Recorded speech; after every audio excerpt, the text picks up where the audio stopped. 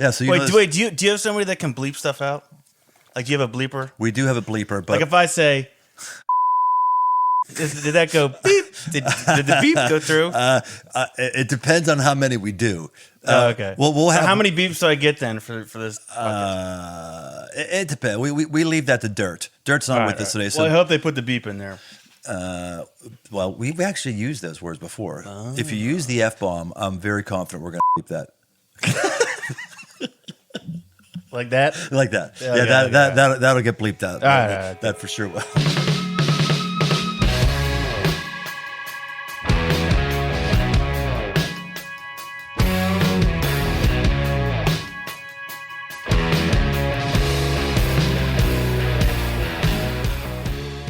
Welcome to the Aggressive Life. Oh, today is going to be a fun day. Yes, it is. Yes, it is. Yes, it is. It is a first. You're probably the first person who talked too early and I didn't shout you down. You know, this is supposed Shout me down. What does that mean? Well, this mean like you're not supposed to talk right now. I'm supposed to talk, but I can break the rules. you can break the rules. Because I'm not on payroll. You're not on payroll. Not only are you not on payroll, other than a woman by the name of Libby Tome and another woman by the name of Lena Schuler have been on here. I love you more than anybody else I've ever had on here. Mom and Lena have been on here? Yeah. How did you know that? How long ago? Mom was on for Valentine's Day, which was not a good scene. She's talked about all my sexual dysfunctions. That was not good. Glad I don't listen to your podcast then. Ow. And then Lena was on years and years ago. I think we talked about how I spanked her or something like that. You know, fun stuff. Anyway, yes, we haven't figured out. Wait, did those podcasts go all the way through and like no editing? Like this one, I'm expecting some of it's probably going to be redacted. It depends how unhinged I become. We edit very little unless you suck. If you suck, then we've got. Okay. So yeah, we're going to be editing a lot. All right. Like this whole part. I actually like it. Well, yeah, we were doing everybody Aggressive Life. Welcome to Aggressive Life. Yeah, we decided to do a different one here. I've been trying to get on my son to get in the podcast. He finally generously said, yeah, but let's just do it in the garage, just hanging out. And I was like, what would be better than being in a garage, my garage? So that's what we're doing, and we're starting off a new thing for next 5 weeks. We've got a new release coming out of my book called 5 Marks of a Man. We're kind of doing a 5-week series on it. And Jake was really the inspiration behind that book. And so that's why I'm excited for him to be here, be in the garage with it. But we're talking, if we talk about it, we talk about it. If not, we're just going to talk about whatever. Vision. We've got in here a garage. It's full of visions. I've got my 1978 CJ7 right here, frame up restoration. I'm trying to restore it back to look like the Jeep I had when I was in college, when I couldn't afford the gas, so I couldn't afford anything. I sold it and bought the exact same year Jeep, same engine, and not the same Jeep, but the same type. And so I've been frame up restoration. It's kind of a vision I have, because that's what men do. They have visions. And you haven't heard this thing run yet either, have you? Just the videos that you've sent out. Oh, you got the tank on there? Yeah, I got the tank back there, and I finally put it in and put gas in it. And so, well, as you can see coming in here, I've got body parts all over the place. So this is a big day. I'm going to start working the body now. Sweet. Which is, yeah. How old were you when you bought that first Jeep?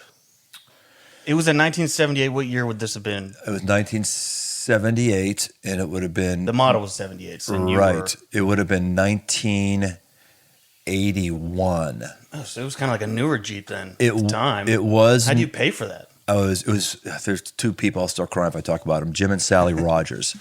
I really will. They basically fed me through college in a long way. And I built into their sons. They had 2 sons. And so I was building into them, and I needed a vehicle, and they had this Jeep. And I said, hey, how about working a deal for me? And so they sold it to me. Well, my dad bought it, and it was $4,200 when I bought that. Sweet. $4,200. And here's the awful thing. I'd take it. They were such crappy vehicles, it was already rusting up bad. Right. Yeah, I'm sure. Because they all stamped steel. They didn't paint the inner parts. Right. Rust got behind all the hinges. Rust got in what's called the A-pillar, so it was already rotting out. But it was sweet. I had a guy, Scott Hudson. Yeah, of course. Okay, so Scott said, oh, that Jeep, I had a 78. I had a 78 really? CJ7 with 304. And he said, I got 8 miles a gallon. I said, oh, thanks for reminding me. Yeah, right. 8 miles a gallon. The tank You probably. don't care about that. Let's be honest. The guy driving around a power wagon over here. This That is true. 6.5 liter V8. That is true. 3/4 ton. 6.4 liter. I think. Around that. That sucks to be me. I know. I do seriously. We told you this as kids. Every time we still fill up our gas tank, we what? See if you can complete that. What happens every time we fill up our gas tank? I don't know. You're not my son. You don't even listen to me. You don't even know me. Every time we fill up our gas tank, I'm thankful because I remember the days when you couldn't fill up your whole gas couldn't tank. a dollar at a time, and you put $1 into a vehicle that gets 8 miles a gallon. You're not going very far. I remember growing up and not having any money, and your mom talking about the stories about buying the tiny little Jif peanut butter jars because you couldn't afford the double pack. Yeah, and then once things started taking off, being able to buy 2 peanut butter jars at a time was like a luxury. it was. Yeah. Like, we could buy 2 20-ounce peanut butter jars. Oh my goodness, isn't God good? Glory, hallelujah. No, it is really, really crazy how I was telling somebody this the other day. I've never been poor. You know, grandma and grandpa, upper middle class, but you also know they're not. They throw nickels around like they're manhole covers. you know, I haven't heard that phrase before. they're so I've never really had any disposable income really until, as you know, recently. Yeah. And the thought of having a vehicle that I could restore and not need it to drive around, just be a joy vehicle is crazy. Yeah. You want a beer? Yeah. What are we doing? We waited too long here. Let me find one. All right, here's we got Give me the Iron truth. City. Just straight up. Give me a truth. How about Iron City? We don't have much time on here. Give me a truth. All right. I'm gonna have quality over quantity. I'm gonna have Iron City. Has anybody ever cracked a beer on the mic on this podcast? Me, I think. Just let's do one. We do one at a time or at the same time. On 3. Yeah. 1, 2, 3. Have you ever had this beer? Iron City. Sorry. Yeah. Have I not told you a story behind Iron City beer? No. Everyone in Pittsburgh, when I was growing up, drank this beer because it was the cheapest beer, and everyone called it Iron Shitty. Yeah. Because it wasn't any good. So I'm out of Pittsburgh for about 10 years, and I go back to Pittsburgh, and I'm seeing somebody. I'm like, why not? Let's have an iron. Let's pump an iron. Pump an iron, what we said. I took this beer. I was like, oh, my goodness, this is good freaking beer. I mean, it is good. So Rob Seddon, a buddy of mine, as you know, was in Pittsburgh the other day, and he picked me up a case. So I've been savoring it. Remember the thing Steve told us about lagers? No, what? And how he was involved with the brewery down there in an OTR, and he talked about how people think IPAs are hard to brew, and that's not the case. The hardest beer to brew is a lager. Yeah. Because lagers are so light and pilsners are so light, that type of beer is so light, any type of imperfection will just throw it off a whack. Which, like, if you ever have like a microbrew lager, a lot of times it's pretty bad. It's pretty skunky. Whereas a Coors Light. Well, we said to the guy who was interviewing this brewmaster to bring into his brewery, one of his many, many businesses that Steve has, and he said, all right, so tell me, like, what's a really good beer for you? Mm-hmm. And the guy goes, what kind of beer? He said, I don't know, like your best lager. What is he said, if I just want to sit down for a while and just have a couple of beers, just like, what's your go-to drinking beer? I said, well, for lager, Coors is what he said. Steve was saying lager. We call him lager. What? You can't say Coors. You got to say something brewed in Aspen off the sweat of Bigfoot's testicles that ferments for. You can't just say that. Right. And he said, no, seriously, it's a hard beer to do, that lager, and they nail it. Right. And why every microbrew does the IPAs, because they're easy to brew. Because anybody can brew one, because that hoppy flavor will mask any imperfection you have in your brew. I guess there's at least so I've been told. Well, and I guess but now there's on more the internet, and everything on the internet's true. Well, yeah, now you're on the internet. That's true. Exactly, and everyone knows there's never anything wrong said in the aggressive life. Everything is safe and always true all the time. So you say. So I say. Does anybody ever spit on your podcast? I guess. Like what? I can't believe you would spit on my floor. I just didn't want to spit on these cords. This floor has never been spit on before. This is seriously a skanky looking garage right now. I've not. What's the garage is being used? It is being used. Well, I'm writing a new book right now. I think I told you about it. It's something along the line of, we don't have the title yet, but something along the line of your primal DNA. What's your primal DNA? Like we all have That's primal DNA. Yeah. Primal DNA. And these are identities that everybody has. We don't walk in them, but everybody has. And you see them all the way in the scriptures from when God creates Adam and Eve and the things he tells them to do, and David and Jesus, the whole thing. And one of them is king. We all have a primal DNA of being a king or a queen because we all have a kingdom. Well, what is your disgusting look in your face like? How long have you been working on this book? This is a pretty cool topic. I've never heard you talk about this. Oh, well. How far? Okay, sorry. No, keep going. This is cool. I'm interested that you're interested in my job. No, yeah. That's a cool topic. Continue. Sorry, I didn't mean to interrupt. I just didn't know that was in the works. Right, yeah. So it's in the works. And I don't know if anyone's going to actually pick it up and publish it. I don't have a publishing deal yet, but I'm writing it and working on it. So there's 6 of them. And have you ever read, who's the Atomic Habit guy? James Clear, I think his name is. One of the things they talk about with habits and disciplines I'm familiar with it, yeah. is to pin the discipline to your identity. So like you say this a lot, actually. You say, I've got this from you.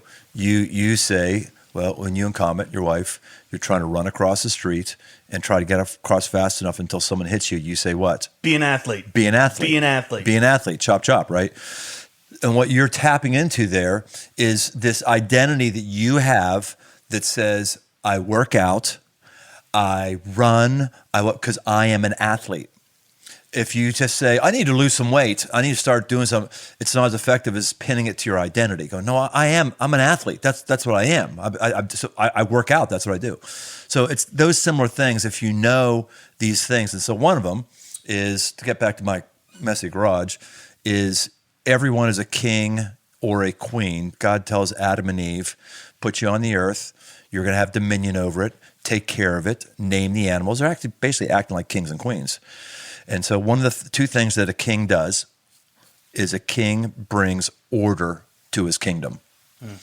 That's why I'm bothered by the state of my garage. There's no order in here right now. It's disgusting. And you remember my garage in our old house. That thing was buttoned up. I got stuff strewn all over the place. And sadly, I have that same gene. Which gene? Just a messy garage. I was just in my garage about an hour ago doing some wiring on this new bike that I got in there, and I'm just like looking around, I'm like, oh, this place is a pigsty.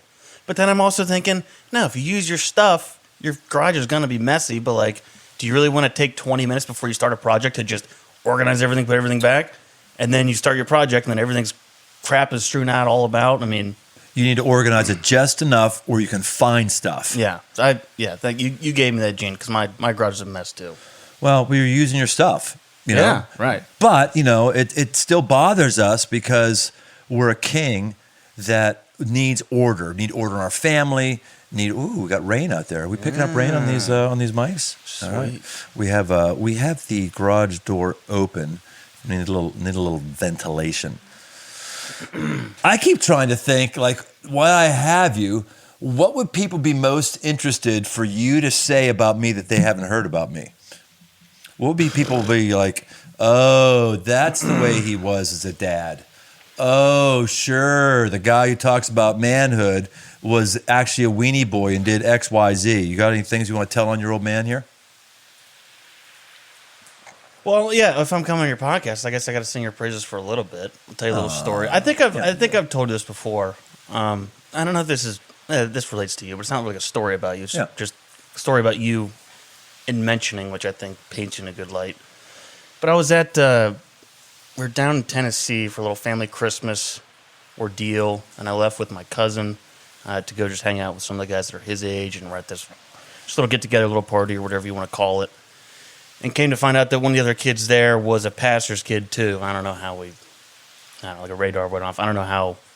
You met him out. Right. Okay, right. And just some guy I never met before, and we start talking, and it finds out that his dad's they're a pastor of a pretty well-known church, I guess, somewhere down in the Tennessee area. I don't remember who at the moment, but anyways, he said something along the lines of, he goes, he's like drinking his beer and he looks at me and like then his brow gets all rough and goes, yeah, you know, it's weird being a pastor's kid. And then you get old enough and you just find out how everything is behind the scenes. And I remember looking at him and I'm like, no, man, behind the scenes is what you see in front of the scenes. Like, there's no tricks with you. There's no like smoke and mirror kind of a thing. I mean, what's on stage, what's on the podcast is, you know, how you operate. And so I think about that story often, how that kid was, you know, bashing his dad about, you know, behind the scenes. And I'm like, I just couldn't, you know, couldn't. So cheers. Yeah, How about that? That's something that's awesome. Man. That's probably something people don't know or, you know, haven't heard. So there's no games, people. This guy's just as bizarre and weird in this garage with no microphones as he is with microphones. The thing I always wanted, you know, that, you know, me and your grandfather, he's a really good man. So thankful for him on so many levels. He's blessed me with many, many ways. Just great. But we never really had a friendship where we were just hanging out and having fun, you know? Just haven't done that. Right. My goal always for you to be the first person who was of my DNA who was a male to be able to cultivate a lifelong friend. Check.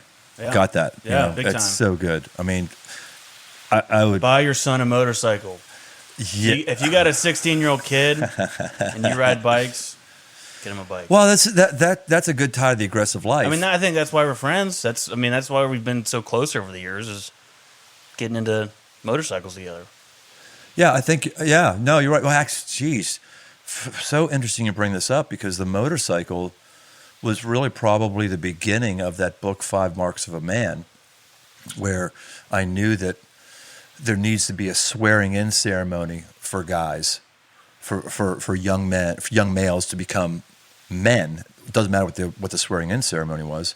And so I thought, boy, it'd be really great if we went on a bike trip, and we declared you a man on that bike trip. That bike trip still has some of the best pavement we've ever. Because ever since then, we've just been doing off-road trips.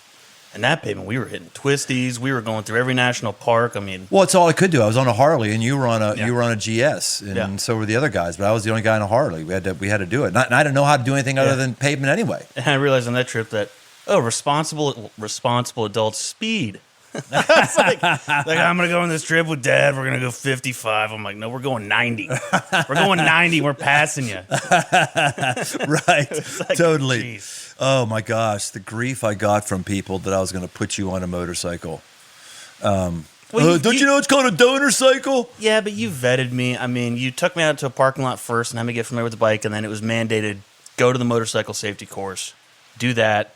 And remember that first trip, instinct kicked in on that you know, all the emergency braking techniques they have you do to stand up the bike, and we were coming around this big sweeping right-hand turn, I don't know, somewhere in Wyoming, I would imagine. We did it. That loop was like 10,000 miles or something. It was crazy. We did Glacier. Maybe not 10,000. We did. No, it wasn't 10,000. But it was still. Thousands. We had to do oil changes halfway through. We were did. doing so many miles, and I was coming along this bit. Oh, that's a story. I know exactly what oh my that's gosh. like a 30-minute story. Oh.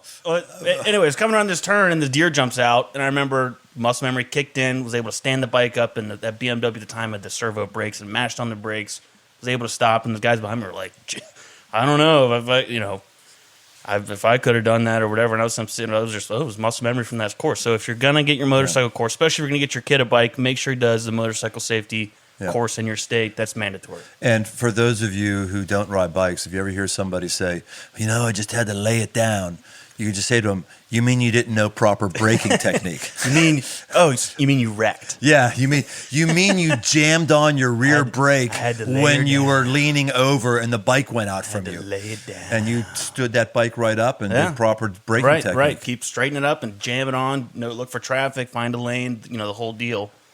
Yeah, So, impressive. Yeah, it works. Well, we went to Denver, to the Grand Canyon, which is Arizona, all the way up to Glacier in Montana on the edge, and then back to Denver. Yeah. That was a lot of miles. Thousands of miles. I think we did averaged 500 something miles a day for It's a lot. It's like 10 days. So yeah. It was a lot. Well, yeah. So, did you think of the same story I thought? Yeah, of course. Which one would that be? There's two parts to that. That's the beginning of the story from changing the oil in the O'Reilly's parking lot, and then what happened after that night with. Can I mention his name? I remember his name. Yeah, I do too. Derek Hutton. Yep. So Hutton or Houghton? I thought it was Hutton. Okay, might have been. Derek Hutton, legend mountain man, bow hunter. Like before bow hunting was cool, before there was any, Instagram or anything. This guy was bow hunter, hardcore Montana guy, and we ended up staying at his place that night after he saved our asses. After he almost got in a fight with him. Yeah, right. Which would not have been good for me or any of us. We had to change the oil on the motorcycle. I had a Harley Davidson. I had not changed the oil on before. It was a new bike, and we pull into O'Reilly's, drop the oil, and I've changed oil in a lot of vehicles, never a Harley. We were just not as mechanically savvy back we were not then as we are today. So I drained the wrong oil out of the bike. Drain like your tranny oil or something like that? Tranny fluid? Yes. And then I filled it up. And of course, I hadn't taken any oil out of the engine. It was all in there. So I filled it up. I was such a dumbass. I filled it up, and the oil was sitting on top, and I was going, wait a minute, I only put like a half a quart in.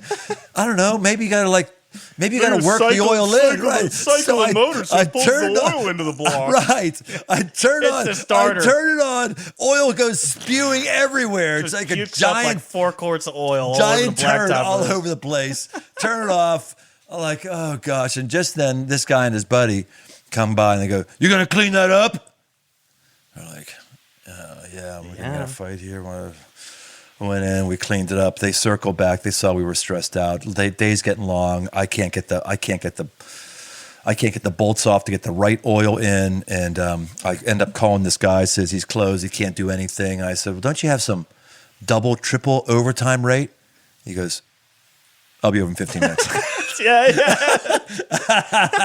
Hawk. Because we were in a pickle. Mm-hmm. We couldn't figure it out. You had no fluid in your bike. It's like we're not going to run this thing, and we have how many guys with us? 5 guys, and we're all like, yeah, we bolts are stripped. Bolts are stripped at this point. I can't get them out of there, and I have no idea what to do. Again, to your point, we were not. That was savvy. 13 years ago. We were not mechanically savvy. So today we would have figured that out. Back then, not. So we're trying to figure this out. And then this guy comes looping back, Derek, and they start playing nice. Huh? I miss that guy. Anyways, yeah. Hey, you know what? Here's the crazy thing. The Aggressive Life goes a lot of places. Odds are somebody on the listeners is going to know of a Derek Houghton in Montana who used to serve in the military. Drove a blue Silverado. That it was? Mm-hmm. Okay. Well, which you drove. So we go up. We go up to. Why don't you just pitch your tents in my yard? We're like, really? Okay. So we go up and pitch the tents in his yard. So anyway, that was kind of the night that we had. And other than your episode of Drive, just tell them that episode. You have to drive down to. No. Okay, something should be unsaid. I think you're right. I think you're right. Bottom line, Derek saved us. Total character. Good guy. Yep. Very good. But that's just like a classic bike trip story where it was. Something goes wrong and you remember it. Yep. It's a memory. It's a lifelong memory of, mechanical failure, and we were down on our luck, and kindness of strangers helped us out, and right. Well, one of the happens so often too. So many times. So many times. How about the time Brett's went down and broke his shoulder in the sticks of the forest, middle of nowhere, in West Virginia. Some loggers, and they were just, throw your bike in my truck, and we'll take you to the hospital. We'll go an hour out of the way, just down, right? Or nuts. Judd waterlocking in West Virginia, and ended up bending valves and all kinds of deal with his bike, and then we found just some guy at a gas station and. Loaded in, just lied it on its side. It didn't strap it down, just put it on its side. But I guess I get into these things. Gosh, I'm not trying to pump the book that I haven't even written. I wanted to talk 5 Marks for a Man, but one of the other primal identities is a mother or a father. We're all meant to be mothers and fathers, if not of our own DNA kids, of somebody. We need to father somebody. So I'm trying to just father from afar our audience and say, hey, Mom, Dad, motorcycles might not be your thing. That's fine. I'm not telling you to do motorcycles, but I am saying this. Think really hard about what things you can do to bond with your kids that'll foster a friendship. It's priceless.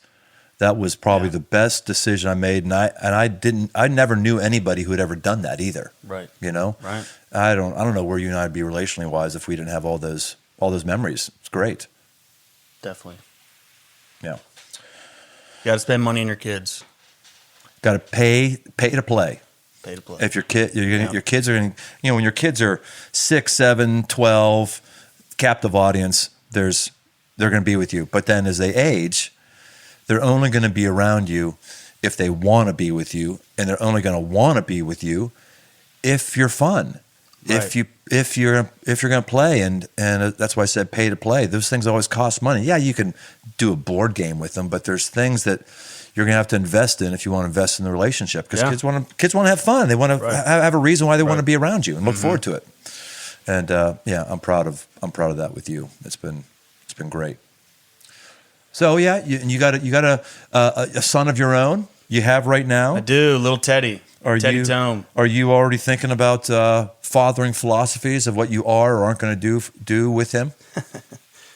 I think I've been thinking a lot recently about him. We're on this topic of you got to spend money on your kids. I think there's something to be said about spoiling your kids in a good way. Growing up, we talked about earlier being in poverty and starting a church and ministry, not making any money. We're talking about the peanut butter things, and you couldn't fill up full tank of gas back in the day. But we never, I don't mean to rag on you, but growing up, we never really had things. Yeah. We didn't have any possessions. We didn't have any toys. And if we did have a toy, then it would be taken from us and donated to the church. And then we'd have to go to kids club the next day and see other kids playing with our toys, which is great for, teaching your kids selflessness, and all that kind of stuff. But later in life, now that, making a salary and, dual income, no kid up until this point, I've kind of fallen into that consumerism of anything I want now, I just buy it. Long travel suspension, I need that, or some top-of-the-line rooftop tent, I'm just going to buy it. I just want it. So I think, for me, this is just something, this is random. This isn't, any deep thing. But, spoiling your kids in an appropriate way, I think, is good. You could say spoil. In an appropriate way. Well, you could say spoil. Obviously, nobody likes a little brat. You don't need to buy them everything they want, but... You're saying spoil. I think the thing you're... when I say spoil, I just... Bless. Bless. Right. Bless your kids. Yeah, we... we didn't. There was a lot of blessings we just could not give you. We just didn't have it. Couldn't do it. It's hard to imagine because in prime income earning years, us mega church pastors, we make good money, but there wasn't anything mega about you when you were growing up. No. Nothing mega at all. And it's kind of fun to watch you. I know you're probably sowing your wild financial oats that you're able to do things that you couldn't do before and I couldn't do. And it's cool. I mean, you can do it. You can do it. All you guys have things that are doing things in your 20s that your mother and I couldn't think about doing to our 40s. Mm-hmm. Part of that's because you've worked really, really hard and you've gotten in good marketplace niches, and part of it is, ministries doesn't pay a lot. Yeah. And I think you've demonstrated hard work from a young age. So outside of appropriately spoiling and blessing your kids, demonstrating hard work for your kids is huge. There were times, I remember, for 15 years in a row, you wouldn't be coming home until sun. I never saw you walk through the front door without the sun being down. It was 8, 9 o'clock almost every night for years and years and years. And that hard work, obviously your pastor working weekends, that's huge too for. Were you bitter about that? No, I wasn't. No? That was great. I think a lot of it, too, because we were working alongside you, doing volunteering every weekend, and we all had skin in the game growing up. I don't know, maybe if you were some corporate dad who was choosing a corporation over the family, that would have been a lot different. More scarring. I don't know, however you want to say that. But demonstrating hard work for your kids is huge. I think that's one of the reasons why, like you said, your kids have been able to work hard to be where they are today in their 20s, and and finally be able to buy themselves things, because growing up, you couldn't buy us anything. So. Well, if you and that sounds awful. I mean, I don't mean to. No, I'm not pumping up the consumerist, mindset at all. But yeah. demonstrating that hard work is huge. Huge. You were hanging out with kids who had a lot of means. Their parents had a lot of means, True. and so you were True. constantly reminded of that. If you're around people True. who are all the same economic Yeah, bandwidth as you don't think of it that much. I can see that. But the thing that I never wanted is, and I'll stop saying, we've talked about this before. We've probably talked about just about all this. It'll just be too cumbersome. But the thing that I never wanted is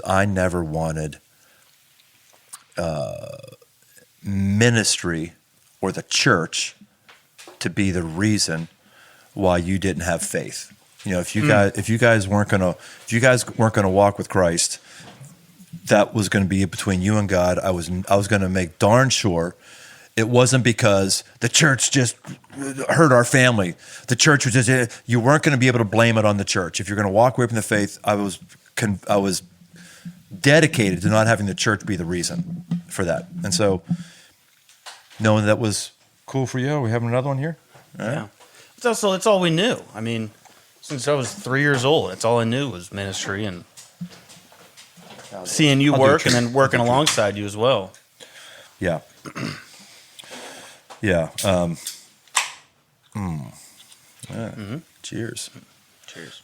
Well, I'm going to Ron Guy's Truth here, so I'm going to get in the same place. But do you remember, again, this is just tips for parents. It's not a parenting podcast, but do you remember what I would do whenever I got a raise? You would bless us. Yep. Do you remember what the things that you did bless us with? I only one remember thing sticks one. out in my mind hugely. I'll tell you what happened, and then you tell me what it was. So the thought of it was, whenever I got a pay raise, whatever the amount of that first paycheck that was higher than the last paycheck, whatever that amount was, I took that amount and I went and I bought gifts for the kids, and I would come home. Sometimes I would amortize it. I would say, well, maybe the first month, of raises, whatever that is. I figured this is now found money for the next whatever it is based on our lifestyle. So I would go out, I would buy something for each one of you, and I'd come in and I would say, look what's here. And I would say, Crossroads got this for you. Aren't they good to take care of me? And aren't they good to take care of us? Isn't our church good to us? So you would just have seared in your brains, oh, the church has blessed me. The church has given me this stuff. And it's just one of the ways to make sure that you are pro-church. Yeah. So what do you remember? I don't remember which one. I don't remember what year it was, but of any gift that I've ever received as a kid, it was huge. It was a PlayStation 2. Oh, man. Which at the time, it was like $220 or whatever it is, and I never in my wildest dreams ever thought I would ever get a PlayStation 2. I think a friend of mine ended up giving me a PlayStation 1 or something that, I played with, and everybody had the PlayStation 2s or the Xboxes and all that, and I was just like, oh, well, Mom and Dad can't afford that. I know that's not going to happen, and that was just something that, you just accept as a ministry kid, just not having those nice things, always driving the old cars and all that. Yeah. And then you came home with that PlayStation 2, and it wasn't even like, it blew my mind. It wasn't near my birthday. It wasn't around Christmas. It was just out of the blue. And I'm glad you brought that up, because I was just thinking about that earlier when I was talking about blessing your kids. Interesting. And that PlayStation 2 meant so much to me. So much to me. I mean, I don't know how old I would have been at the time of PlayStation 2 came out, but just something as, for you, as financially, I don't want to say inconsequential, because that was a big chunk of change, but, that was super impactful. Yeah. To feel, part of the family and loved in a way where, oh no, you can actually get things that you want, not just things that you need. And that PlayStation 2 was. I don't remember the PlayStation. I don't remember the specifics of the gifts. All the time. Do you really? All the time. Isn't that funny? The things that we do that we forget about, but our kids remember. Mm-hmm. That's really, yeah. I wish I wish I had a pep talk from people about that when I was a kid. When I was a young dad. I've told the story many times. That old lady coming up to me, and I was holding you. I think I was holding you as a little baby. young old lady coming up to me and goes, "Oh, enjoy it, because it goes by so fast." And I thought, I hope so, because this sucks. This just, it's hard work. And all of a sudden you wake out of bed one day and you go, "Oh my gosh, that old lady was right. It went by so fast." And I wish I wish I would have savored it more than I did. It is amazing how many old ladies out there are so open about how cute your kid is, and they'll tell you. Like, I never realized that until walking Teddy around. It's like every old woman just and I thought first time I was like, "Oh, this is great, I'm gonna get annoyed with this though." No, I don't get annoyed with it. Anybody who tells me my kid's cute is like, damn straight he's Right. cute, Well, and they don't lie either. No, they're not lying. No, they don't. And I never understood until I had a kid. Like, Right. It's just so weird. Like, everybody's like, "Oh, your kid's so cute." I never I've cared about seen it with my anybody's- own Yeah. eyes. They go up to say, "Oh, your child's beautiful. He's so cute." If he's not or she's not, which happens, they go, "Oh, she's so nice." Angelic. Yes. Or child is so she's so precious. Like, they won't say good looking, cute, beautiful if your kid isn't good looking, cute, beautiful. They will not lie. They'll say something nice Yeah. because every child is awesome, but Everybody likes getting their kid complimented. I know that's the truth. Yeah. My gosh, if I had to. How old were we when that woman told you that? Like, what? So let me ask you this: if you could have if you could just get in a time machine right now, and you can go back and spend 1 week with your 3 kids in their childhood stage, what ages would you want to spend?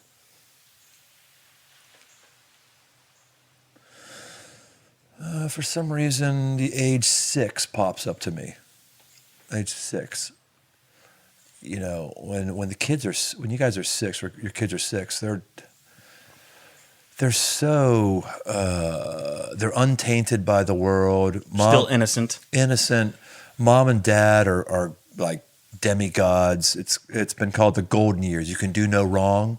Your words mean something. You get to a place, I tell you something, like, whatever, Dad, you know what you're talking about. But they're in that age where your words are so meaningful and heavy. And I was not as choiceful with my words as I should have been. I just wasn't, Mariah, I still remember my youngest daughter just being totally on edge. She was 6. She was, two of my biggest regrets are probably when you were 6. That's probably why I said 6.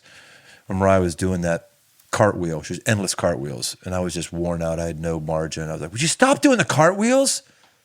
And I could just look at her. She was like broken. And Was that then in Florida? Was that in Key Largo? no, that was over on Moyer. Oh. Yeah, that was on Moyer. And then I do remember Mom getting on you about that, though. she was should have. pissed. She was pissed. Oh, you were there. Yeah. Yeah, it was not good. Yes, I was there. And then I lived with you for the first 18 years of my life. Yes, you if, did. If you remember. yeah, right. And then for you was that time I spanked you when you were kissing your grandmother. Oh, when we were praying. Right. And I was kissing her hand. So awful. I just was in this phase of I've got to assert, my dominance. I've got to make sure this kid toes the line. And I viewed everything as an affront to listening to what I said. So I said, "We're going to pray." And I looked over and you were kissing your great grandmother's hand. Yeah. And again, you talk about coming in at 9 o'clock at night. I just had no margin, no emotional margin. Yeah. I just couldn't. Yeah, I was a dick in so many ways. And then Still are. Well, good. Well, you need it. You deserve it. Yeah, you that's deserve right, it now. that's right. At least now, Yeah. when I am, you have enough of backbone and muscle mass to actually take it. When you were a little 6-year-old, you couldn't. It's just just so. All right, this is not the depressing life. Enough depressing stuff. At minimum, it's just good to recognize we all got faults. We all got problems. Yeah. You live in the past. You live in the future. But I still regret things that are in the past. I do. What would you say to moms and dads who have little boys in their house? What are things that you've learned that you want to make sure you do, or things that you don't do that I did, or things you're going to do with Teddy? Like, do you have any convictions around that? But what not to do with your kids? What not to do or what to do. I'm not either a way. parenting expert. I don't know. I know you're not, but you got parented by me, so that's just your memories of stuff you appreciate or didn't appreciate where I really dropped the ball. I mean, you've just scarred me so many times. I just have so much baggage. Come on. Oh, you can make me cry. Wait, so what not to do? Well, I told you to appropriately spoil your kids. I think. Yeah, that's good. I think that would be my thing, and what not to do. I don't know. I mean, the helicopter parenting is ridiculous. Just don't helicopter your parent or don't helicopter your kids. I think you and mom were so appropriately and inappropriately sometimes just disconnected with our social lives, our curriculum with school, everything, where, you know, there wasn't much presence there. It was, oh, you got homework? Well, I'm not going to tell you to do your homework. You're either going to pass or fail growing up. And I think we probably could have used a little bit more helicopter out of you guys. Because there wasn't much structure. There wasn't much, if you want to watch TV, you got to do your homework first. It was, you kind of just let us do our own thing, which, as a kid, it's great. But in hindsight, getting some of those habits formed early on would have been nice. I still procrastinate with a lot of things, which I don't really like, but hey, it always works out. Yeah, it wasn't. I have a high standard of excellence, but I always end up waiting till the 11th hour to put excellence into what I do. Yeah. So I mean, that's just such a fine line, though. Yeah, so you don't want to be a helicopter parent, but then you also don't just want to be absent. I don't know. Well, that was one for us where if we were wrong with it, at least we were strategically wrong. It wasn't like we just were asleep at the wheel. We thought, these guys need to learn how to take control of their life, and I'm not going to browbeat them, and they're going to have to live with the consequences. Yeah. The only time I came close to browbeating you, I think, was when you were applying for college. You think you were browbeating me? I do. I don't remember. I don't remember like that at all. But. Well, you wanted to go to one college, University of Cincinnati, and only one. That was all you're going to apply for. And I was like, you sure? You're not going to apply to any others? You're just going to... I applied 5 minutes before the deadline. Right. And it was the only school I applied to. There were kids in my grades. Great example. People who had helicopter parents, and people were like, I got accepted to 50 colleges already. And I'm like, geez, I don't even apply to... I don't even... What's college? I don't even know how to spell college. And I applied to one school, and it was... I remember sitting at the library computer because we had school counselors, and they came and said, have you applied to any colleges yet? I was like, oh, no, I haven't. Well, you got to, if you want to go to UC, today is the deadline. So they pulled me out of class, and I went to the library, and I wrote my essay in 30 minutes. And I got some coaching from Lena, who was at UC at the time, and everything was, just be enthusiastic about the school, just talk about how passionate you are. So I just, naturally, I think I'm a semi-decent writer, and was able to just, barf out a little essay. And I think I graduated like a 2.3 GPA, which is below the average GPA acceptance of UC. And I remember I submitted it like 5 minutes before the deadline, and I was like, well, I guess that's it. If I don't get accepted, I guess I'm not going to college. I don't know what I'm going to do. I'll just be, go to trade school. I don't know at the time, but everybody was going to college. Yeah, right. Everybody. It was like the school was just drilling that into kids. And then I remember, like a week later, the school counselor comes running down the hallway, going, Jake, great news, you got in. I was like, I guess I'm going to college. I was riding you harder than that. I was riding you and getting your stuff. You were riding me hard, but not hard enough, because I only applied to one school, and it was 5 minutes before the deadline. Well, no, it worked out. I was riding you, but I mean, I can lead a horse to water, but you gotta drink, Right. So it all worked out. Gosh, you've nailed it, man. And ironically, that kid that I was talking about who got accepted to 50 colleges, and he was like talking about it, and it dropped out the first semester. Right. Boozing too hard, smoking too much, and just couldn't handle it. Well, there's your helicopter parent right there. They're straight A kid, got accepted to 50 schools. Right. Then got to school and couldn't handle not having mommy there, right. telling him what to do. Right. And just got lost in the sauce and didn't make it a full semester. Well, I think it was like a couple months, and just couldn't wake up for classes. Was just... You and I know a few people like that, who just melted down. Yeah. Who just... You're right. They were a good student because mom and dad said, what do you have homework tonight? Right. Okay, you got to do this. You didn't. Okay, you're very much like me in that you were a late bloomer as far as discipline, education, all that. What you graduated UC with good grades, Yeah, right? great grades. What was your GPA? My core GPA was like a 3.9, which Wow. is core GPA is like, your business, your classes that actually applied towards your degree specific classes. But I think overall was like what's Dean's List? Whatever the Dean's List was, I was like a tenth of a point underneath that. I forget. Dean. I never met Dean. I never got close enough to my know. resume's out there. If you're just gonna go to any of those recruiting sites, there's probably a couple people that have my resume. It's got it on there. But yeah, I mean, going from a 2.3 in high school with no oversight, and then getting accepted to one school going in, and then I pulled those grades out just because I think a big thing too is just I was surrounded with people who were, driven, Right. people who had a standard of excellence. Like the whole thing is surround yourself by the people you want to be like. That was, I got into this fraternity in college that was right next to Lena's sorority, so she knew all the guys there, and they kind of took me under her wing, and I, started hanging out with those guys, and it turned, everybody's got the frat boy stigma in their mind, but like, no, those guys care about their careers right. and Totally their grades. Right. And so You're totally right. Going from high school with, you don't care about anything but sneaking cigarettes and trying to impress girls to then you're in a fraternity where you're still having a good time, but then it's like, oh no, these guys are pretty serious about trying to make their mark, trying to do something with their lives. Yep. And that was cool being surrounded by people who had that standard of excellence. I think that's where I got it from. And I was like, well, I don't want to be the loser who has bad grades and get kicked out of the fraternity because I have bad grades. Right. So, that puts your ass in gear. They were great. Yeah. You've exceeded me in so many ways. You've exceeded me in income. You've exceeded me in education. You've exceeded me, I hate to even admit this, you've exceeded me barely in physical strength. Barely. You've exceeded me in physical strength. You're getting there. We'll get you there. It's awesome, man. Really, you're just freaking crushing life. It's just great. Great. Well, thank you. I remember. It doesn't feel like that sometimes, but I think. How could it not feel that way? What are you talking about? You got to have a healthy cynicism. You always. I don't know. You gotta be a self-critic at times. You gotta want more. You gotta. Okay. You gotta think you can do better.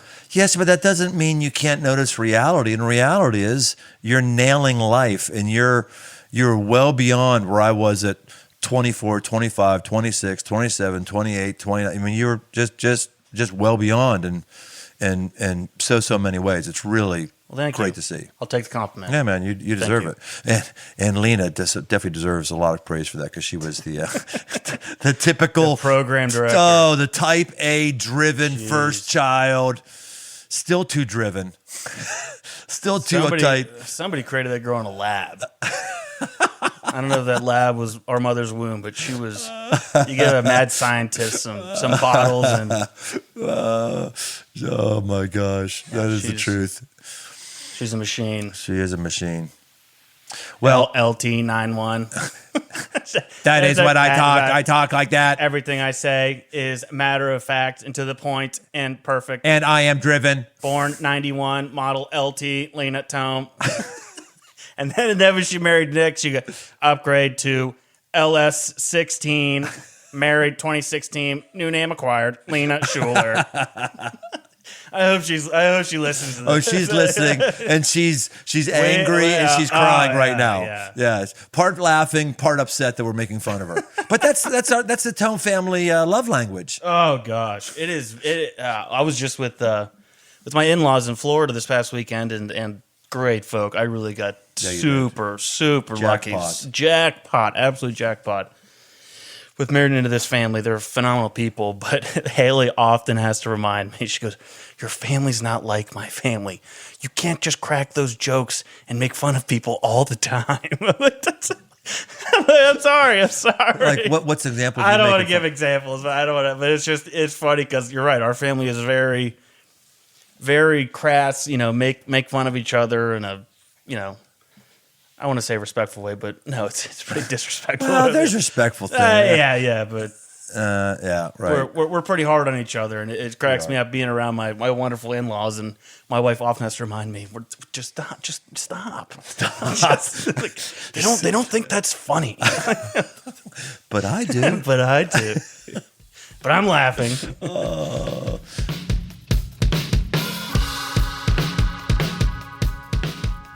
Today's episode is brought to you by AG1. I gave AG1 a try because I was feeling a bit sluggish, not confident I was getting all the nutrients that I felt that I needed, and I thought maybe this is an easy solution. So I drink AG1 in the morning. I love doing the morning. I do it on an empty stomach. It forces me to get 12 ounces of water into my system. I love doing something proactive and aggressive to make me feel better and at least give me peace of mind. AG1 is designed with this kind of ease in mind so you can live healthier and better without having to complicate your routine. Each scoop has 75 vitamins, minerals, probiotics, and whole food sourced ingredients of the highest quality. If you want to take ownership of your health, try AG1 and get a free 1-year supply of vitamin D and 5 free AG1 travel packs with your first purchase.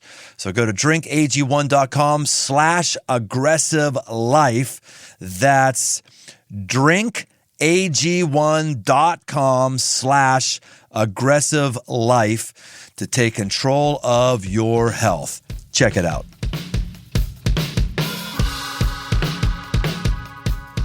I think maybe part of how you've excelled and why you and all your siblings have excelled is the Tome family motto. Tome's hustle. Tome's hustle. Yeah. Tome's hustle. Chop, chop. Hustle. Started when you were little kids. Freaking losing my mind seeing little kids, how long it takes them to put their shoes on and get out the house. It's like, you don't give your kids, have to give your kids like 6 warnings of getting ready. Right. It's 1 and chop, chop. Let's go. Let's go. Tome's hustle. Right. And watching TV. Hey, you should mow the lawn. Okay. 5 seconds later, I told you to mow the lawn. Turn the TV off and mow the lawn. Right. Yeah. Tome's hustle. Get it done. We hustle. We go. We hustle. And you got that. You got ethic. It's getting you ahead in corporate America. It's gotten you ahead in a bunch of things. I think it's an interesting thing to think about of just having a family motto. That isn't necessarily the best family motto, but what is it that's back to that thing we had, your core identity? It's almost like your family identity. Yeah. What is that? The hustle. All you guys have hustled, and hopefully you've seen your mother and I model that for you. Yeah, definitely. Family mottos are certainly important. So the Wells had a good one. Wells never quit. I remember that. I do that. Beam was telling me, he said, but then one of the kids said, well, there was a time that we quit in this. At least they said that. I don't think they ever did, but when your kids push back a little bit, that's very fun. Yeah, that's a great one. Wells don't quit. Great one. We don't quit. Wells don't quit. Whatever it is.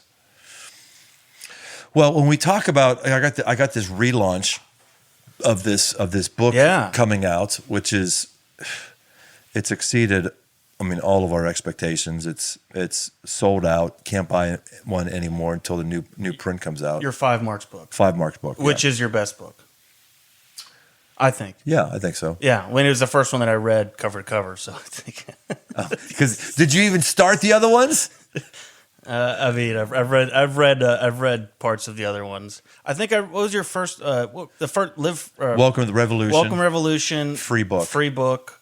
I read like half of one of those, but I was younger when that came out. I wasn't really in the reading stage, and I picked up that 5 Marks on an airplane. That was the first book that I read cover to cover, no stopping. Like, was it all the way through? It was good. Was it odd for you to read something? I'm not just saying that because I have to. It actually is a damn good. Well, book. you inspired the whole thing. That's why I liked it. Yes, your story was in there. Well, it was. I tell the story in that about when you were born and looking down, and you sit on whenever that little table, you just sent a stream of urine up in the air, hit me in the shoulder, and dribbled down my arm, and I thought, yeah, this guy's going to do exactly to me what I did to my dad. There were excerpts of me in that book, but that book's not about me. No. That's not that book. I did not read it like that at all. No. Okay, no, you're right. There were some things in there. Maybe that's why I liked it, because I thought there's a lot of funny stuff in there. But even I have friends who read that book, and they talk about just, I think your writing style in that book in particular comes off as very personal. And, there's good comedy in there. There's good teaching in there. It's not a dull book. There's not like... Yeah. A chapter like, okay, how many pages are left from this chapter? It's like a page turner. It's a Well, I was self-help page turner, which doesn't happen. Yeah. You don't get That's good page to hear. you don't get page turners of self-help books Look very at often. you being complimentary of your old man. I like Yeah. it. That's good. Hey, I'm just trying to make you some money on that book because I found out that you didn't make shit on that book, which is we made that. You made that Instagram post about Right, that, and then she cut it out. She did. She did. You She cut it out. did. We have JPS in the garage here who helps me with so much stuff. So yes. this is a story. She was like, "Oh, we can't." So this is the story about that book, and so we're riding. I'm looking right now at this badass 2023 KTM 1290 Super Adventure R. 160 horsepower to the wheel. It is. Dialable traction control. ABS at 1290 cubic inches. That was 1301. It is. 1300. Anyway, so we're both on these same bikes and we're cruising through the Nevada desert. First time we've ever done a trip by ourselves, and we got the little Santa. We'd always talked we should do a trip just because we end up waiting for a lot of people a lot of times because we tend to be at the head of the pack, and so we finally did chance. it. Yeah, before I had a kid coming, I was like, well, we got to get a bike trip in while we'll have a little bit of free time here left, and so we're cruising through the desert on this 2-track, just going way too fast, which is pretty easy on these bikes to be going faster than you should. And we start talking about this book. Was it the 5 Marks book, I think? And we were talking about how it's selling out. I think, you would start talking about how we're going to come out with a new edition. And I asked, well, how many of those have you sold? And you told me the number. I was like, wow, that's a lot of books.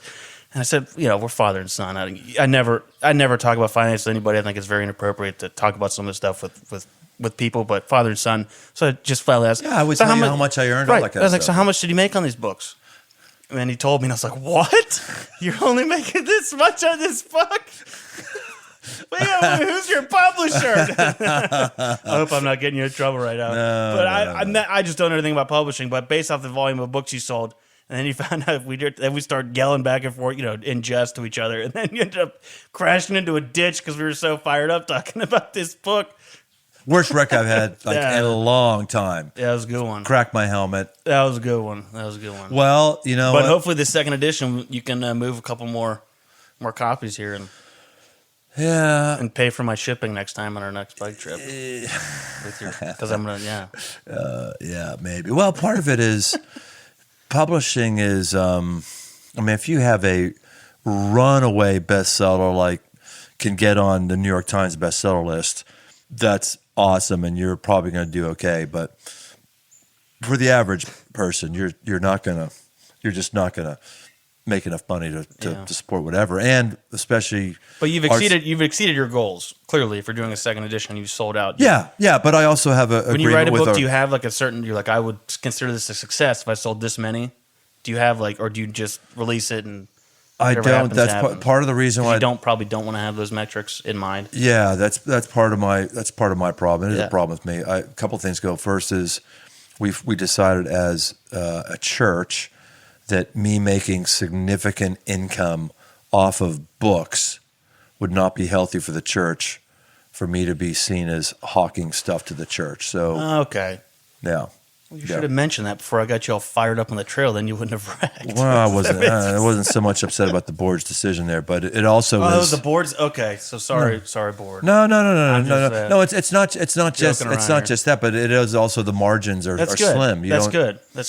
Yeah, I think. Yeah, because a lot of that could just dumps right back into the church, right? That money you're making on those books. Am I talking too much here about? No. We're not allowed to talk about this stuff. No, we're definitely allowed to talk about it. Yeah, it's good. Well, they just decided, and I think it's the right call. I've never sold nearly what like a Joel Osteen for a moment. Never sold remotely what he's done. Which I heard he doesn't even take a salary from his church. He just makes all of his money off his books. He may not now, but that's kind of the thing is that. We decided to do that. You've got to also pump your book big to the church because that's your base, that's your platform. Sure. We just don't want to be up there on the stage selling books. We'll mention it, talk about it. I guess that makes sense. Yeah, he's gotten to a point, and others have. And I think it's a respectful thing to get to a place where you say, I'm not going to draw a salary from the church. I'm going to, live off my books. Which, if you're his level. Huge. Well, Rick Warren. Yeah, right. Rick Warren, another guy, amazing. That dude, amazing. He had virtually the best-selling hardback book in history, purpose-driven life. It was On every Christian bookshelf from well, 1999 to and New York 2000. Times bestseller. I mean, for number yeah. one, it wasn't just a Christian that's thing. one with the tree on the cover. It's got Yes. yeah. And he said he when he got his stuff from that book, he went back. He made so much money off of it. He went back and he paid back his church for every paycheck they had ever given him. He figured out how much money he's earned. That's great. In his, or whatever he was, 25 years, and he went back and he remunerated the church for all of that. That's great. Yeah, and he, at least last time I talked with Rick on that, he lives on like 10% of his income. It's great to hear. It is funny how cynical people get with the mega church pastor earnings and all that stuff. I don't know if I want to scratch that vein any right now in this forum, but yeah, just like all the hate with people do with Osteen or like any of those big time guys, and then you find out these stories of like, no, they're making money off the books that they worked on. Yeah, and on overtime. Yes, like they're not taking money out of the plate and just put it in their pockets. They're writing books and working just as hard as any other author out there and selling copies. And then you hear stories like Rick, who's dumping that money back into his church to give the paychecks back. Right. That's well, and I never knew that. That's you incredible. hear about these guys who are my quote unquote peers who have these awful things, and they are awful, and these scandals, but you're hearing about them because they have a large enough church to hear about them. You don't hear about the guy who's got 100 people and is just a narcissist and is bitter. You don't hear anything about the guy who's got 300 people and he's got 300 because he won't empower staff, and he's you don't hear about any of those folks. I mean, I hang out with the who's who of Christendom pastors, and I'll tell you, those dudes, by and large, are more humble than the people I've hung out with in small churches. Not always, but I'm just saying, as a group, you get to a place like me and the Sides Crossroads. I know, and you know this darn well. What God's done at Crossroads is way beyond my ability. I know that way beyond my. It's just, and so what that does for you is you recognize I'm really not that good. It enables you to be humble, because you realize God's doing something there, and this is not my personal discipline, my personal drive. However disciplined or driven I might be, it exceeds that, and I think that humbles you appropriately. Yeah. I think Crossroads has some pretty serious pipe hitters on staff too, though. What's a pipe hitter? Pipe hitter, just like your go-to people that are just just awesome. Yeah, they are amazing. Swing a pipe for you. Break someone's knees if they need to. That's a pipe hitter. Oh, we got a lot of those. Oh gosh, totally. A lot of those. Totally. Well, okay, you're getting me a church talk here. Yeah, sorry. No. Let's talk more about motorcycles. No, okay, it will. But I think some people might find it interesting. One of the conversations I am so sick of when I get with senior pastors at large churches, the big buzzword is succession. Yeah. Yeah. Yeah. Big buzzword. Well, I'm hearing that buzzword all the time at our company too. Are you? Yeah, it's big. People are. I mean, I think that's just an issue. All companies and all organizations and churches. Succession is a big deal. It is. Well, especially when you consider, the large church, as much as we want to think it's the case, that we've brought all these people to faith and people are not going to church. That's certainly happened at Crossroads to a large degree. We baptized 2,000 people in the last 12 months. Pretty amazing. And you're also getting a lot of people from other churches. A lot. So basically, the body of Christ, the church world, if you will, there was more diversity with a bunch of churches that had 200, 300, 400 members.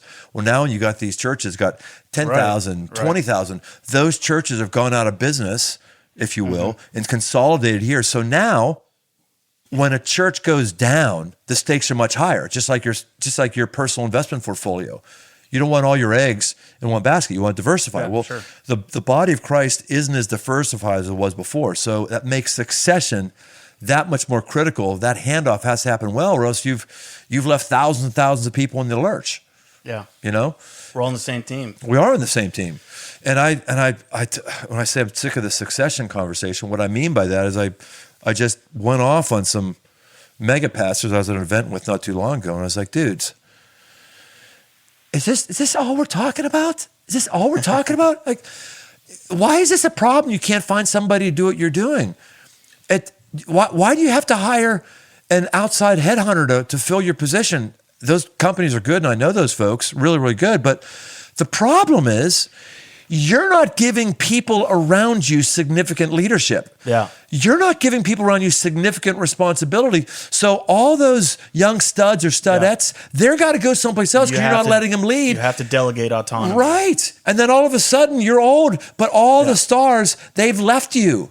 They've left you because you haven't paid them well. They've left you because you haven't given them a lot of authority. You've held all of it on. You basically, borrowing the family metaphor, you haven't raised up any sons. Yeah. I mean, you're pretty clear and great, awesome. You're not going to succeed me. But I'm raising up sons at Crossroads. There's other people who are on my downline that could do that, that want to step in. And that's awesome.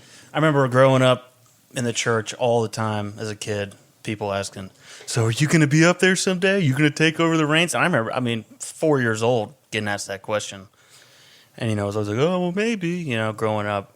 And, obviously I've taken different paths. But does it ever bum you out that I haven't involved myself on church staff to a teaching type capacity?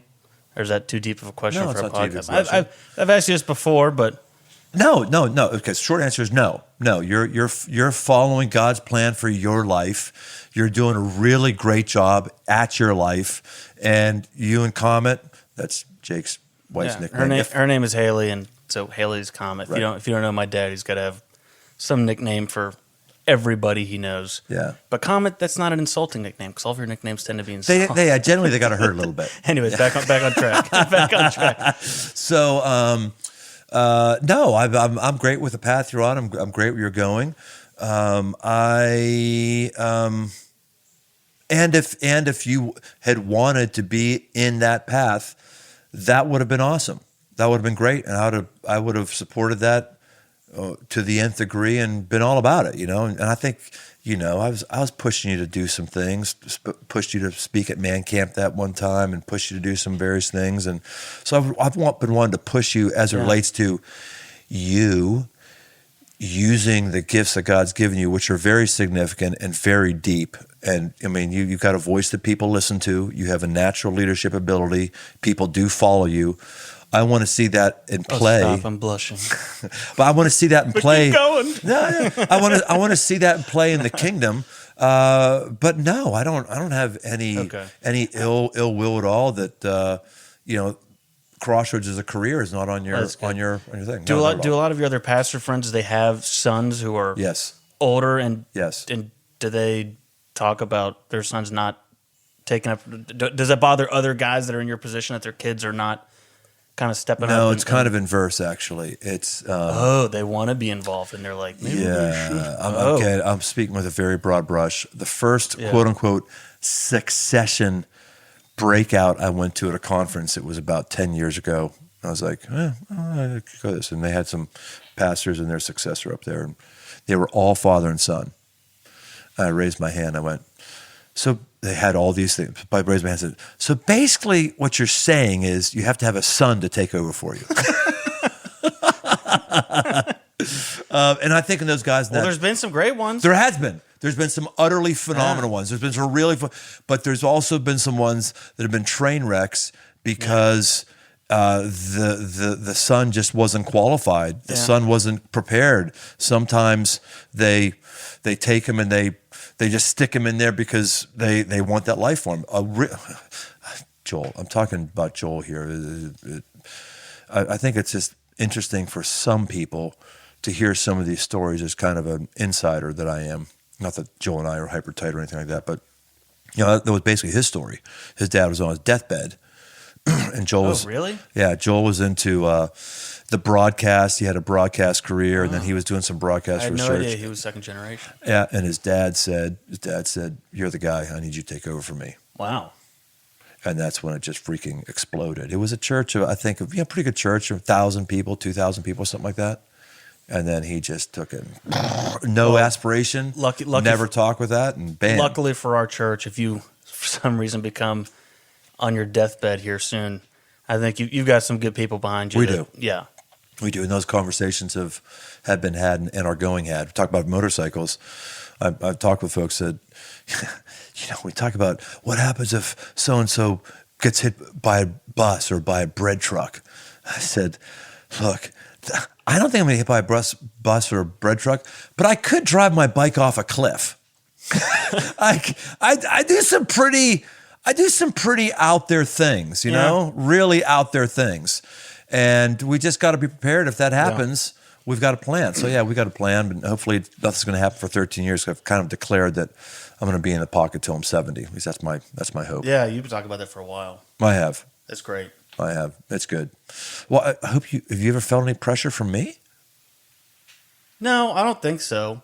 I mean, I think younger maybe, like, when it was in those prime, not prime, but like those really formative years, 15 through 20, when it would be like, that would be the appropriate time to funnel me in somewhere or go to seminary or do something like that. I think I did feel some pressure then. Oh, did you? But then, I mean, pressure because something I said, or you just felt that pressure? No, like just feeling that natural pressure because, like I said, since I was 4 years old, people would be cornering me in the atrium going, are you going to take over? You're going to be up there on stage someday? Which, Oh, they would? Oh, yeah. I didn't know all that. the time. That's all tough. the time. That's tough. Yeah, but no, it's not a big deal. It's, dealing small talk is one of my fortes from, being forced into situations from at such a young age. But, I think that 15 to 20-year-old thing, I did feel a little bit, but then also I was enjoying what I was doing with my buddies going to school and strangely, you kind of pumped up. I don't know. You weren't explicit about me joining ministry. It was more of in a healthy way. Hey, you can go out there and you can actually make money. Yeah. And for better or for worse, that there's some bad connotations with that as well. But going into school, it's like, well, I'm going to school to get a business degree to get me a job with a company and grow a company and be a part of a sales team somewhere to grow an organization. So I feel like I've always just kind of been towards that path. And I think, I never really felt any pressure from you at all, ever to come into it. And I think it could have been a train wreck had you pressured me to do that. And then I would have came into the church and not ready for it or not truly desiring that. Then it could have been one of those bad, sticky situations like you've seen. Well, my most gratifying thing is seeing you act out your faith in the normal world. Like we played golf last year. It was really cool to hear you talking to your boss's boss. We were on the golf course. You had to take a call. And he was a believer. And you were interacting with them. It was like, that's awesome. Another one was, and I know it had different connotations, but when you got elected in your fraternity to be the chaplain. Oh, yeah. That was great. That was awesome. I mean, that was they said, hey, you're a guy who's got some spiritual roots and you're a leader and you weren't doing sermons and stuff like that, but just the fact that your fraternity would say chaplain, that was cool. Yeah, it is a position you run for, but also, not to give up too many fraternity secrets, but, the chaplain is also kind of the funny guy. Oh, he is? Where you have a little role during your ceremony where you do. Oh, okay. You do. You have a little structured thing that fraternity secrets. Can't say it. You've never told me the secret handshake. Phi Alpha. You've never told me the secret handshake. And you'll never know it. I'm your You'll dad, never know man. it. I gotta know the secret handshake. I won't push it. That's all right. Anyways. I'm but yeah. I'm not in your little fraternity club, whatever. That's fine. Fine. But yeah, I mean, the whole chaplain thing, it was great. Doing prayer requests and all that, and I felt led to do that. They would do prayer requests.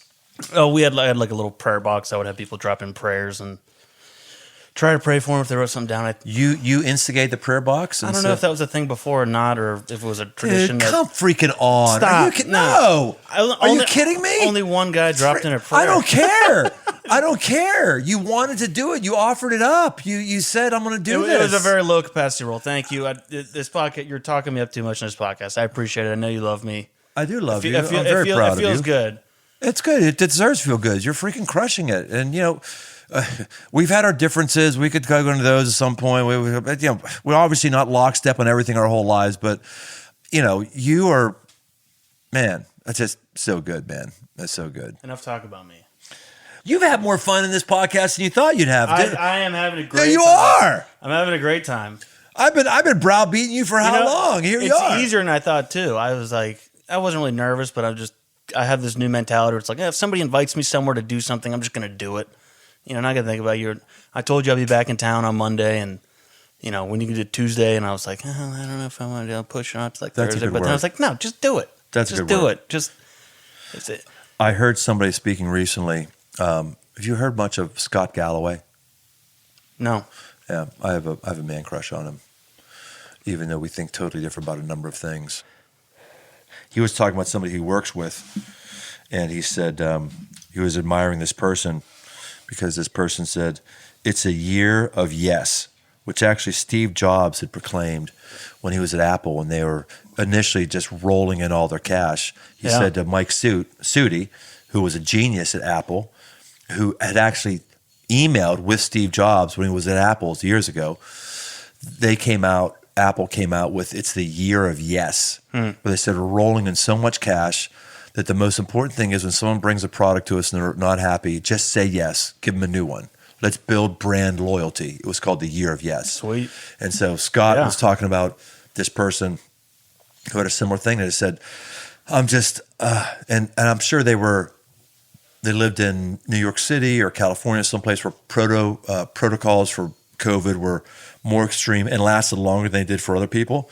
And they just said, I'm just so tired of being cooped up. It's just, this is the year of yes. Yeah. When someone asks me to do something that I haven't done before, I'm just going to say yes. Yes. Just going to just say yes. Right. I was telling Craig about that. You were? Yeah. When we first got into like mountain biking and stuff after COVID, it was like, if you invite me to mountain bike, I'm just going to say yes every time, or a party or a study or something. Yeah. Now I'm not as good at that as I was, but yeah, the same thing. After COVID, you're cooped up and you can't do anything, and then make it the year of yes. Who's this guy? Scott Galloway. What's his deal? He was a professor at the University of New York. He's started a bunch of companies. He's spun off. He's on various boards. He's got some podcasts. He's really, if you want to hear somebody give some really great insights about men from a non-Christian standpoint, he's not a believer as far as I know. I don't know what he is. He's an agnostic. Or I don't know. If he's a Christian, he definitely doesn't wear it in his sleeve. But since he's worked with so many young males in the college environment, he's got a real heart for them, and he really speaks to them. So he's just a really wise and interesting guy. He's a guy I'd love to have the podcast sometime, actually. Yeah, he's pretty. He was on that podcast I told you about, Pivot. Is that the leftist podcast? It's left. Scott would call himself left of center. That's good. And Kara Swisher is very, very left of center. She's way over there. But I listen to it. It's good. You got to hear all viewpoints. Well, got to it hear is. all opinions. Well, and I like it's a cross-cultural Chained to your experience. echo chambers. Yeah, right. I'm hearing things that I'm like, I don't know that I agree with that, but this is interesting how they think, and actually they have some points. It's good. I wish everybody did that. I don't want to get you fired up. You're about to. I know. Do you know what I'm going to talk about? I'm going to get you fired up right now. Like, they've had some really insightful discussions about gun control, which I would... Every gun law is an infringement. Well, you think every gun law is an infringement? Every gun law is an infringement. You're doing a half smile. Are you saying the right to bear arms is the right to bear arms? Are you saying that you would not want people with mental illness to not have guns? I don't like the silence. See, but come on, the right to bear arms. People who are mentally incompetent and who are again and again, doing mass shootings, and we're finding out that there's various psychologists and psychiatrists who saw that and saw. So if you take SSRIs or you take any type of mental medication, you should be eliminated from the possibility of purchasing a firearm. No, I don't believe that. Well, I'm not. Here's the only hill I'm dying on right now. I'm not dying on the hill of this should be what we should. And you and I are both gun owners. Guest of Life should know that I have guns. I like guns. I use guns. I have a gun safe. You do. You got way more than me.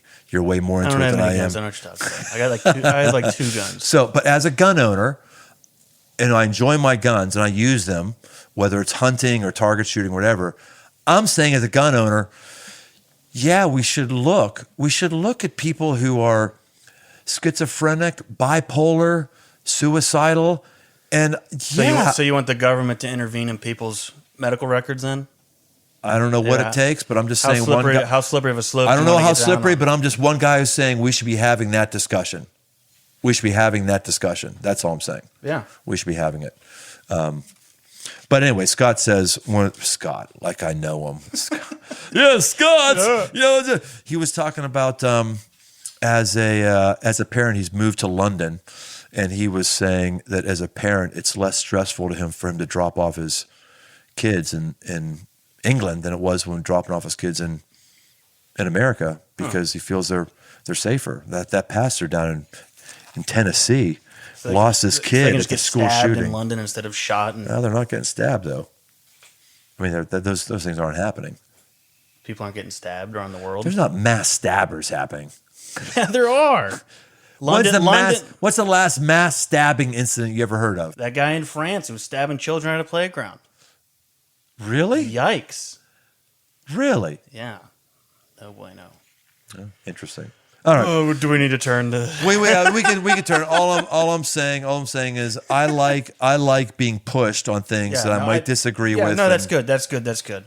Because Yeah. I think I find myself just naturally as a 30-year-old guy who's plugged into all the algorithms on all the internets. I just get pushed all the stuff that I want to hear. All the stuff We that- all do. I get and then any of the dissenting opinions is always the bad stuff to make me flare up and get angry. But like you said, that one podcast, that I try to follow sources that are straight thinkers who are on the other side of the political spectrum, or on the other side of even like religious stuff too, like staunch atheists and stuff. I think it's good to listen to what they have to say and their thought process, because the algorithm is out there, man. The algorithm is there to give you exactly what you want to hear and to tell you exactly what you want to hear to get fired up. I mean, it's Disconfirming information. Yikes. Finding Right, it. right. And none of us like it. I don't like it. I'd rather listen to something that makes me feel good about my opinions. It goes, yeah. right. But man, I just don't want to be like everybody who shut off their brains. Right, You know? right. You got to be open-minded, not Right. just open-minded to understanding somebody else's thought process that differs from your own. Mm-hmm. You know, I think the church bubble, which I've been growing up in for my whole life. It's been good to be exposed to those outside opinions and otherworldly things, which honestly I think strengthens my faith more than anything. Being exposed to those opinions that are anti-church or anti-Christ or any of that stuff, because I'm like, geez, you people, you're more religious than I am. Yeah. Right. Atheists are the most religious people I know. Defined as what? Because they got their belief and their religion is there is no God. Stop. Well, and you have to believe this, and you have to believe this, and you have to do this with your recycling. You have to do that. There's rules and restrictions, and if you don't do these things, then you're not a good person. Is there an opposite of your podcast? This is the aggressive life. Is there a passive life podcast that we could listen to? Yeah, but we're too lazy to listen to it. Oh, yeah. Well, we've gone down a lot of rabbit holes. Anything I else you know. want to talk about that we haven't talked about? No, I had no idea what we were going to talk about coming in here. There was no structure, no notes, no nothing, which is great. There's just conversation. I just had fun talking with you. You're my dad, and this is how we talk anywhere and everywhere, just like we would a happy hour down at the local Post, our favorite place to grab wings. Yeah. It's a great place down on Eastern Avenue. If you're Eastern Avenue in Cincinnati, it's called the Post. I thought it was the local Post. Oh, the local Post. Whatever. Okay. It's kind of like post office themed, kind of a little bit. It just Yeah. kind of popped up. That's yeah, cool. it's been a great That's conversation. very cool. I don't really think I added much. I don't know if there's You added a lot, dude. You're whatever. kidding me. You added a lot. You're kidding me. You're kidding me. Well, thank you. You not only added yeah. a lot of wisdom, but you model for a lot of people how you have a friendship with your dad. It is possible. That is possible. It is possible out there. And on the aggressive life, I know that this was an aggressive move for you, and I just want to call it out and thank you for it. I know that you've never been ashamed of me. You've always been supportive of me. But I've always kept a little bit of a distance. So yeah, this was a little bit of distance as relates to my job. right. not a distance to me personally as it Right, relates to right. So this was an aggressive move for you to come on, and I love you and respect you to death, and I just had a great 2 hours, however long this was, hour and a half, whatever it was. So really, man, I love you. It's great. This was great. Thanks for having me. Maybe we can do it again sometime. And have a structured topic. I mean, we could go for hours. We could talk about motorcycle wheels. We didn't even have zero motorcycle conversation. We could talk about. We didn't talk about guns. We didn't talk about motorcycles. We didn't talk about the Romanian battlefield pickup RPK kits. I could talk here. Oh man, so much. So many obscure things. But no, this has been great. Thank you so much for having me on. It's been a pleasure. I hope that if this gets released, hopefully somebody it'll get released. Got something out of it. I don't know, or maybe not. If they got something, at least maybe they got entertained. Who knows? Well, they're not entertained. This is my normal close. I'll say it again. Hey, folks, I hope there's something here you've learned. I hope there's something here you're going to do. It's why it's called The Aggressive Life. We're going to do things. We're not just going to give you a podcast that's instant conversation, though I think this is one of the most interesting conversations you might come across. I think it's been pretty cool, but I hope you got something from today to actually put into practice. Maybe it's going to impact how you treat your little kids. Maybe it's going to impact how you relate with your peers, with your kids who are adults. Maybe it's going I don't know what it's going to be, but I hope there's something that's here that you can apply to your life. And if nothing else, then pre-order the new edition of the 5 Marks of a Man. Yeah. We'll see you next time on The Aggressive Life. Thanks for joining us on this journey toward aggressive living. Find more resources, articles, past episodes, and live events over at briantome.com. Pre-orders for my new books, repackaged edition of the 5 Marks of a Man, and a brand new 5 Marks of a Man tactical guide are open right now on Amazon. If you haven't yet, leave this podcast a rating and review. It really helps get the show in front of new listeners. And if you want to connect, find me on Instagram at Brian Tome.